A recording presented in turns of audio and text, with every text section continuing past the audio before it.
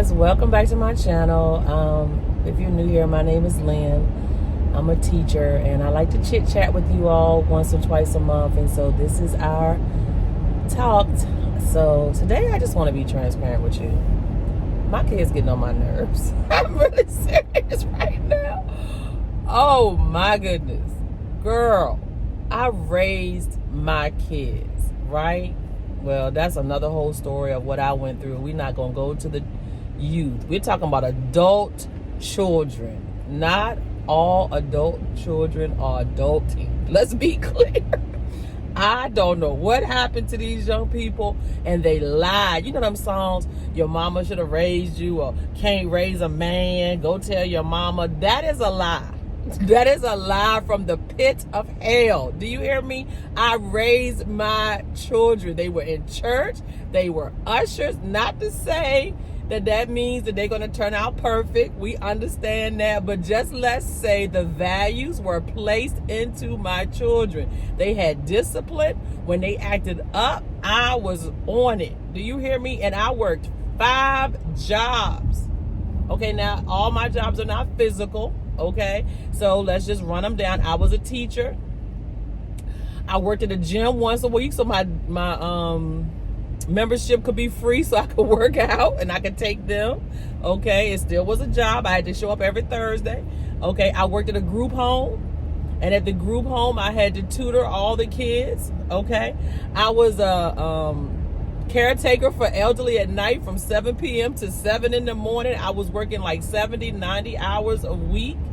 Doing that at night, my kids would be asleep, and my mom would stay at me at that time because she was in transition of being married. So yes, how many was that? I don't even know. 4 to 5 jobs, and I can't remember what the other one was, but it was something. I had a tutoring business on the side with kids. I was working. You hear me? But they were always taken care of. When I went to work, they was in school. When I did the night job, they was in the bed, because my kids went to bed at 8 o'clock. Okay, let's be clear. They loved it, and they loved to go to sleep, and because they had to get up so early to go to school. So, and my mom was there, or they were with their dad because I was divorced. So everything worked out where I was present. I was at their football games. I was at the basketball games because I would leave work, go to whatever they needed to do, run back to the other job. And it didn't even seem like it was a lot back then. I was not stressed. Okay, I am stressed now. At 53, I am stressed. And so, I don't know if I have this guilt factor that's going on where I can't kick them out. All my kids are back home. They think somebody owed them something. And now with me bickering among themselves, one of them pays rent. The other 2 think they don't have to pay rent. I don't know what the problem is, okay? And let's be clear. I was a micro, helicopter, whatever type of mom when they were younger. It was something happened 18. I stopped. I wasn't telling nobody what to do at 18. At this point, make your mind up, okay? My boys didn't want to go to college. My daughter went to college, but she didn't like my rules, so she dropped out. Hey, that's your life. And I'm not that mom to be like, you got to do X, Y, Z when you're grown. Now, I told them all of that when they were younger. The rules was instilled. Everybody needs to go to college. You going to college. But girl, who got money to waste these days? No, I didn't have no money to waste. So that went out the window when they said they didn't want to go. Because we did that with my brother. My parents made him go, and he'd sit up under the tree. My mama tell the story. She said that boy didn't go to nobody's classes, and we up here paying money. We not doing that. So they all got jobs now, thank goodness. That's been a trial. And let me backtrack. My son is 30. He'll be 31 in November at Thanksgiving time. My daughter just turned 28 in September, and my other son, who was sick, the middle one was sick, so he turned 29 in July. And my middle son and my daughter are beefing. But my middle son don't say anything. He just lets her say whatever. He just comes in my room to vent to me. Ma, you need to get your daughter. Ma, you need to talk to your daughter. Ma, your daughter need to shut her mouth. Your daughter did, girl, y'all not 14. I don't care. You know what I mean? And if you want to know, they're beefing over a car. My son has a car. He paid for the car. I didn't pay for the car. I have no dog in this fight. So he got a new car. His other car that he had is broke down. She wants to buy the car, and she doesn't want to pay the price that he set, and he's selling as is. She don't think it's fair that she fixes the car and has to pay him. Get your own car. She says I'm taking his side. No, I'm taking the side of I don't care. I don't care. I don't care. I don't care. Y'all always see me come on here and I'm so happy and I'm always excited. And girl, when I go home, it is miserable. I'd rather be at work. I'm at work till 8 or 9 o'clock. I don't want to hear their problems. I'm sorry. I don't. I'm not that mom anymore. I'm not that mom anymore. I promise you, they have 1 year and 6 months left.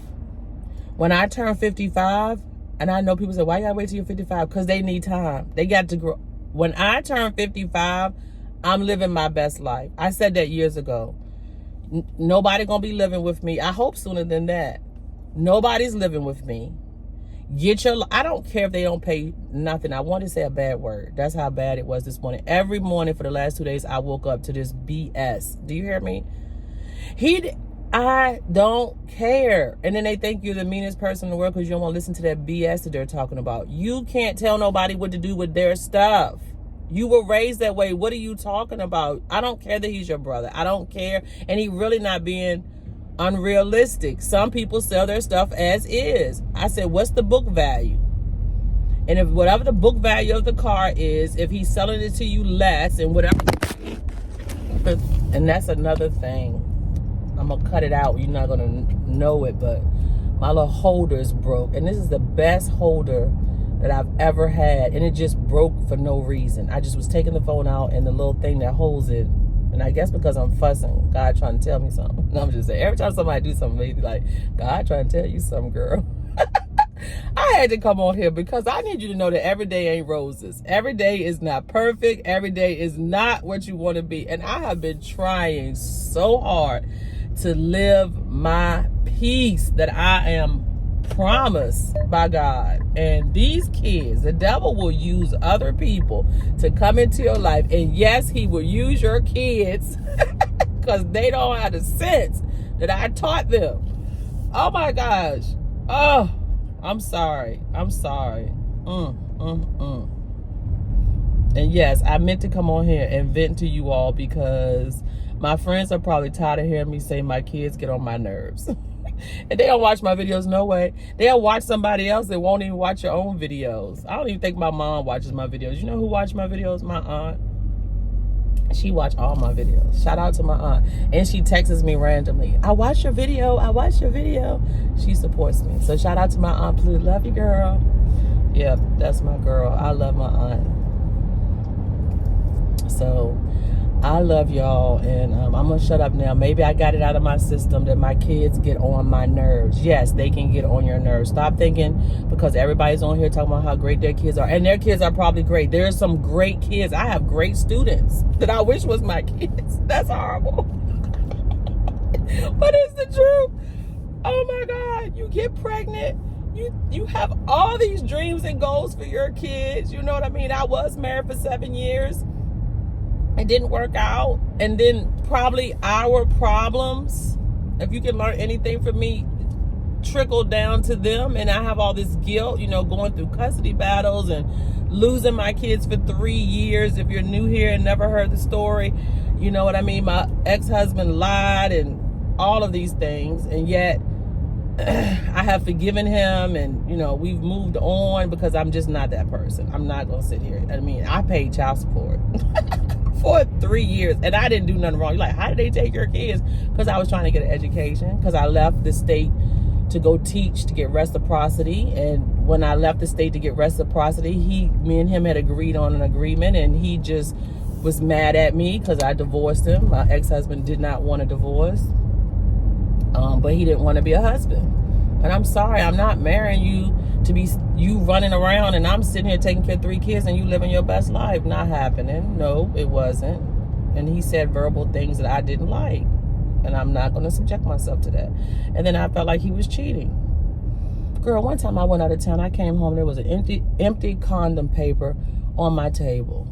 This nigga told me he was cleaning out the car. It was from when we were dating. We like 3-4 years in. This looked like a perfect condom. Where it's empty? Where's the condom? I'm all over the house looking for the condom and acting a fool. No, it ain't no condom. I was very smart. I'm far from stupid. I knew it wasn't no condom, but I'm acting like, you know, that where the condom at? Show me.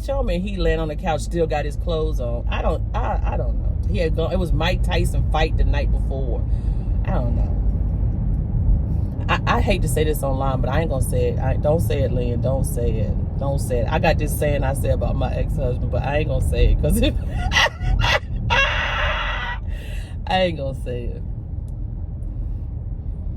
Just because you fine don't mean nothing. That ain't the saying, but I'm gonna just tell you, just because he fine, and that never was a determining factor of why I married my husband, because he fine. That don't have nothing to do with it.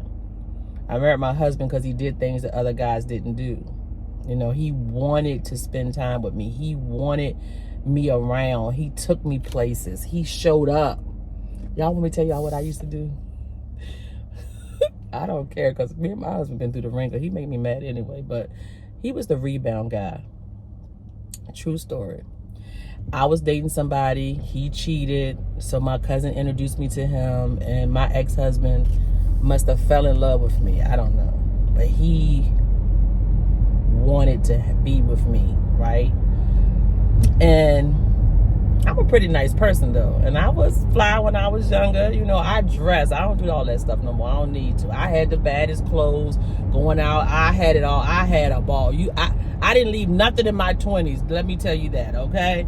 When I walked into a club, I was walking. I was strutting. Just be clear. Me and my cousins, we was on point. We had a ball. They don't even party like we party, because there wasn't no guns and all that fighting. We was having good old-fashioned fun. I'm talking about dancing till you sweat and you can't sweat no more fun. And then leave that place to go to the... I mean, I ain't leaving nothing on the table. That's all I'm going to say. So, back to the story. I'm all over the place, but I'm having fun, because I'm telling you, my mind is... ugh. So, I was dating this guy, and of course he cheated. I'm in college. These are my college years, right? And they lived in my hometown. They didn't even go to college with me. It's the summertime, so I'm partying, hanging out, whatever. He cheats. I'm back in school, whatever, and I meet my ex-husband, and I used to make dates with both of them, and whoever showed up first, that's who I would go out with. Player from the Himalaya, you hear me? But my ex-husband would always be the one that showed up, even though I liked the other guy a lot. But he would not show up on time. And so when he would get there to pick me up, my aunt would go, because it wasn't in Richmond, it was in another town. My aunt was like, she gone. He'd be like, what? They wouldn't tell him where I was at. So I did that every weekend. I make plans with both of them, knowing the first boyfriend wouldn't show up on time, and I was doing it to get back. Really, you can't get me like I get you. Promise you, you gonna feel it before I do. And so when the last time it happened, the last time I was able to do that, my ex-husband had picked me up, and we stopped by the gas station. And when the other guy came out the store, I was sitting in my ex-husband's car, and his face, oh my God, it was priceless. He was like, and then he went and married the girl he cheated with and all that. Neither one of us are with that person, because we were destined, but it didn't work out. So, you know. Anyway, we're still friends. It is what it is, and probably that's why my marriage didn't work out, because he was the rebound guy, and although he was really, really nice, you know, he wasn't my person, you know what I mean? Because your person, I guess you'll do anything for. I don't know. So I'm dating again, and we'll see how this works out, and it'll be all right, I guess, guys. So that's it. That's my morning, and it's not even 8 o'clock. Oh But I will see y'all in the next one. Let me know about these kids. What y'all doing with y'all adult kids, if you have adult kids? I know everybody who has babies, they're so precious, and mine were too. You couldn't tell me nothing. I could put a little picture of my little kids up here, and you'd be like, oh, they're so cute. Girl, bye. Cuteness wear off. I used to spank my daughter, and my phone is shaking, guys, because this thing is broke. So forget this chit-chat. I will buy another one, not today, because I don't get out to 8, but this weekend. So my kids was adorable. They followed all the rules until they got, closer to 18. I didn't have stress in my life. I never complained about my children. If I disciplined them, they did what I asked them to do. They were great kids. Horrible adults. And horrible is a harsh word, but y'all know what I mean. Just a lot of issues as an adult versus doing what you're supposed to do. You know what I mean? My parents raised me to take care of myself. I wouldn't ask my parents for a cup of water and it's free. I wouldn't call them to ask them for nothing, because that's what they raised me to do. My parents never paid a bill, never really babysat my kids. I could go to their house with my kids, but they didn't keep them. When you left, kids went with you. They never came and got my kids for the summer, although they dropped me off at my grandma's house every summer. All of that. So I took care of my children. They were never pawned on anybody, so I don't understand what their problem is. They was with me. And they had a really nice life. Shit. Let me tell it. Let them tell it. It's something different. You struggle. We did. How you struggling? You got Jordans. How you struggling? You got every Xbox, PlayStation. What you mean y'all were struggling? I don't even know what they're talking about. Sometimes I wonder what people think about growing up. Like, do they live in a warped sense of reality? My parents struggled and I didn't even know it. I thought we was fine. They didn't come across. I don't sit here and make up lies on my parents. I don't know what these kids do. I do know. Y'all want me to tell you what the problem with these kids? They need to stop smoking weed. They need to stop smoking weed. For some people, it don't work. Some people, y'all good. Smoke your weed, you good. And some people need to stop because it's affecting your brain cells. Drugs don't affect everybody the same way. Let's be clear. So you can say, we don't do nothing to you. To me, it make me crazy. I'm going to tell you. I was seeing the Matrix. I didn't even smoke weed. It was somebody talking about it was a pen. I just thought it was hookah, whatever. I didn't know it was nothing in that pen. This is adult life after 50. Man, I thought the Matrix was coming in and the world was not real. I swear. I said, oh no, I will never do this again. They said that stuff have you stuck. That stuff have me. Oh no, don't give me that. Don't give me that, because I don't know what was in that pen. I was at a party at my friend's house. They was like, oh, you want to do the little pen? I don't even know what the pen was. But what it did to me, I will never experience again, because that, I can't even explain to you. I spent half the night in the bed trying to process, was I real or not? This whole time it ain't real. What's real? What's not? I mean, I can't even explain how crazy my mind was going. I don't know what was in that pen, but don't give me that no more. My mama said, you wait till you 50 years old. I said, I didn't know. I thought it was just hookah. I thought it was like smoking cigarettes or something. I don't know what I thought, but that won't for me. That won't for me. Don't give me them pens. I don't want none of that. None of that. None of that. All right, guys.